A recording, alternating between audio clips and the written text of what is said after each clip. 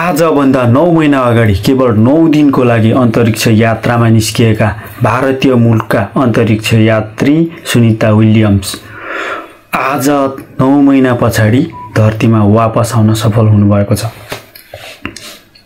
9 महिना अगाडि अन्तरिक्ष रिसर्चको लागि अन्तरिक्ष यात्रामा निस्किएका सुनिता विलियम्स अन्तरिक्षमा ल्यान्ड गरेपछि उनीहरू गएको त्यो अन्तरिक्ष यानको हिलियम ग्यास लिकेज भएको कारणले त्यो अन्तरिक्ष यान चाहिँ धरतीमा वापस आउन नसक्ने भएपछि उनीहरू अन्तरिक्षमै अड्केर रहेका थिए।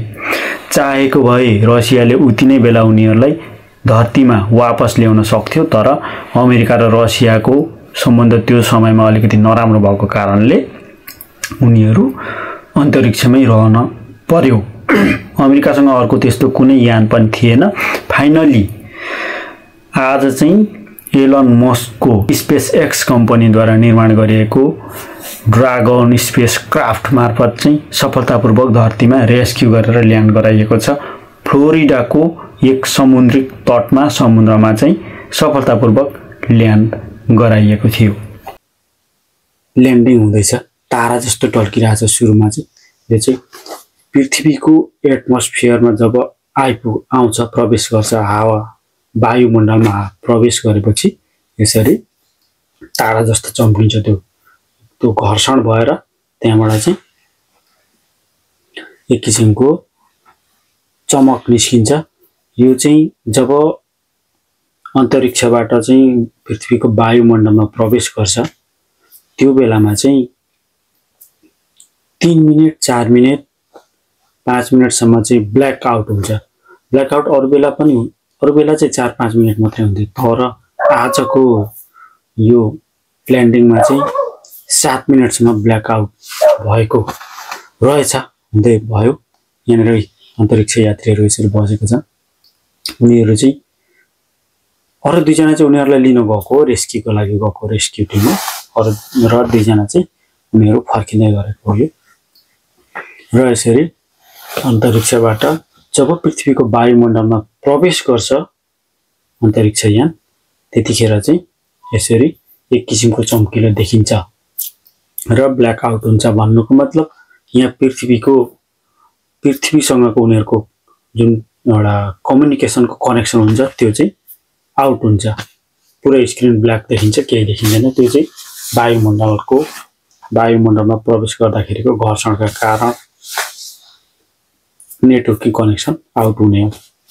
र अहिले यसरी झर्दै चाहिँ पुरा वायुमण्डलमा प्रवेश गरिसक्यो। प्रवेश गरेपछि यसरी झरिरहेछ। अब चाहिँ कनेक्सन भइसक्यो। 4-7 मिनेट पछाडि कनेक्सन भयो। ल्यान्डिङको लागि प्यारासुट पनि खुल्यो। 2टा प्यारासुट खुल्यो सुरुमा। अब हेर्नु 2टा मात्रैले त हुन्न होला, 3-4वटा त खुल्नु पर्ने हो। 2टा चाहिँ खुलिएछ।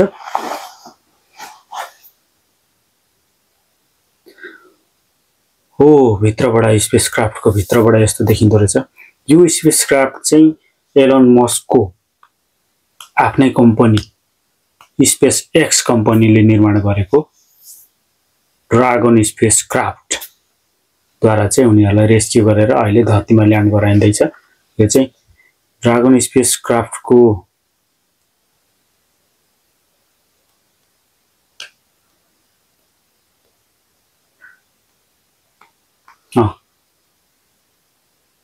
दुईटा मात्रै प्यारासुट खुलेको छ अहिले। फाइनल्ली अरू 2टा पनि खुल्यो।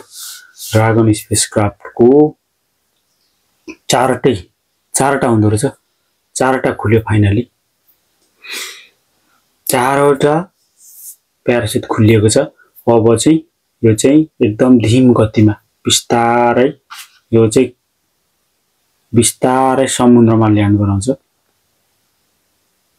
फाइनली गाइस आज चाहिँ यो फ्लोरिडाको समुद्री तटमा ल्यान्डिङ गराइँदैछ। यो एलन मस्कको स्पेस एक्स कम्पनीद्वारा निर्माण गरिएको स्पेस एयरक्राफ्ट ड्रागन स्पेस क्राफ्टद्वारा चाहिँ रेस्क्यु गरेर फ्लोरिडाको समुद्री तटमा ल्यान्डिङ गराइँदैछ आज 9 महिना पछाडि। 9 महिना अगाडि अन्तरिक्ष रिसर्चको लागि उनीहरू अन्तरिक्ष यात्रामा निस्किएका थिए। अन्तरिक्ष स्टेसनमा ल्यान्डिङ गर्ने बित्तिकै त्यो अन्तरिक्ष यानको हिलियम ग्यास चाहिँ लिकेज भएको कारणले त्यो यानबाट चाहिँ उनीहरू धरतीमा फर्कन नसकेपछि अन्तरिक्ष स्टेसनमै रोकिएर त्यही 9 महिनादेखि रहेका थिए। रसियाले चाहिँ त्यो बेला चाहेको भएदेखि सहयोग गरेको भएदेखि उनीहरूलाई धरतीमा ल्यान्ड गराउन सक्थ्यो, ल्याउन सक्थ्यो, किनभने रसियासँग त्यो किसिमको यान थियो तर अमेरिकासँग थिएन त्यो बेला।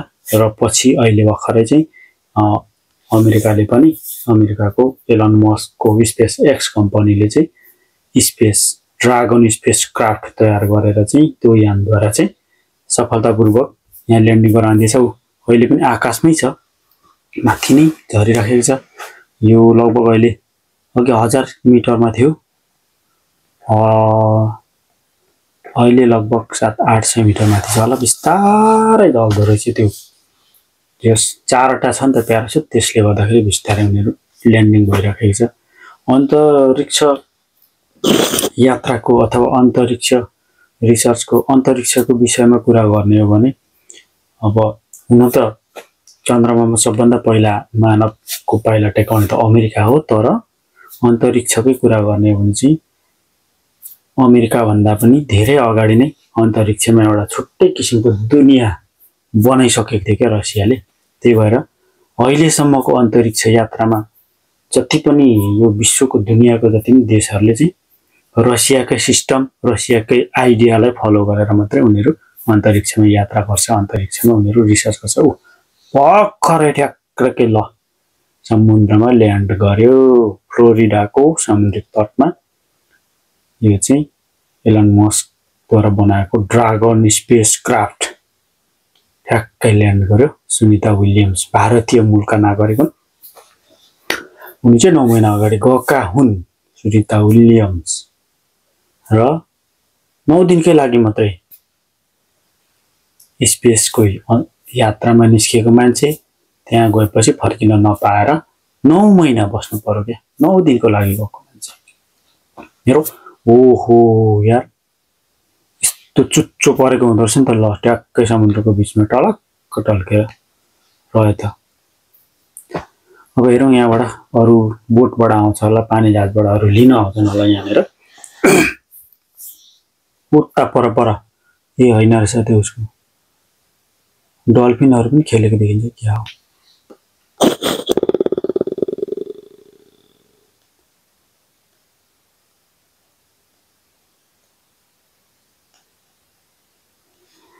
अन्तरिक्ष यात्रा गरेपछि अन्तरिक्षमा 9 महिनासम्म बसेपछि चाहिँ 9 महिना के हप्ता 10 दिन 20-22 दिन बस्दाखेरि नै मान्छेको वेट एकदम घटेर 10-15 केजी त हप्ता दिनमै घटिजान्छ अरे कि, वेट घट्छ अरे, तर हाइट चाहिँ बढ्छ अरे कि।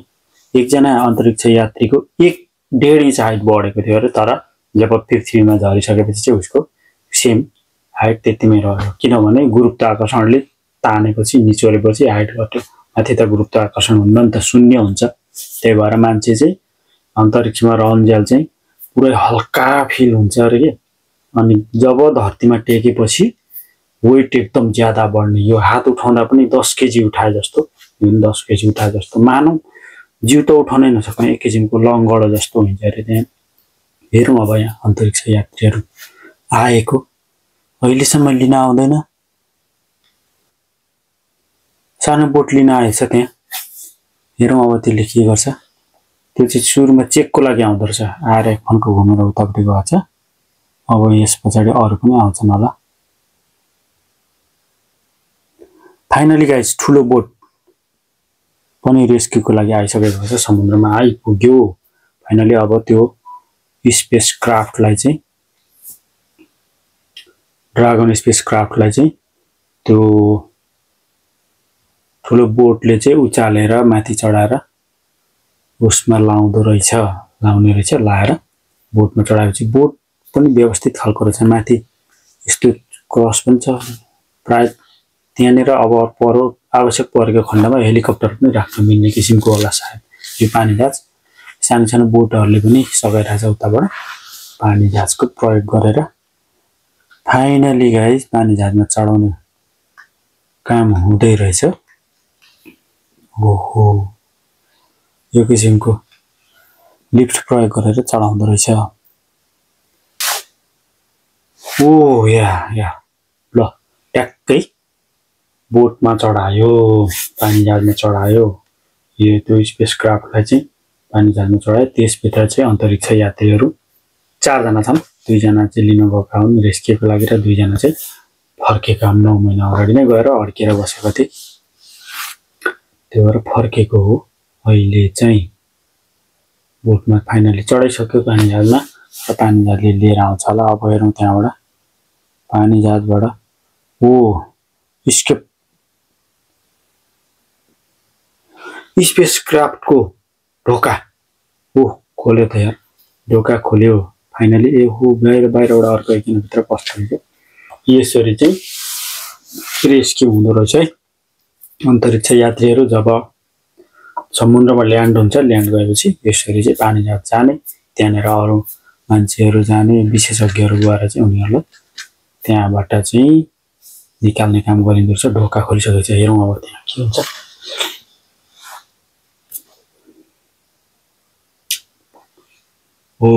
निस्कियो। फोटो क्यामेरा पनि गरिरहेछ, पुरा क्यामेरा खिच्नेहरू। त्यहाँको बोटको सेक्युरिटीहरू पनि होला। हेरौँ मान्छे उभिएर निस्किन्छ कि उभिन सक्छ कि सक्दैन, हेरौँ कसरी बाहिर आउँदो रहेछ त। अन्तरिक्षमा गइसकेको मान्छे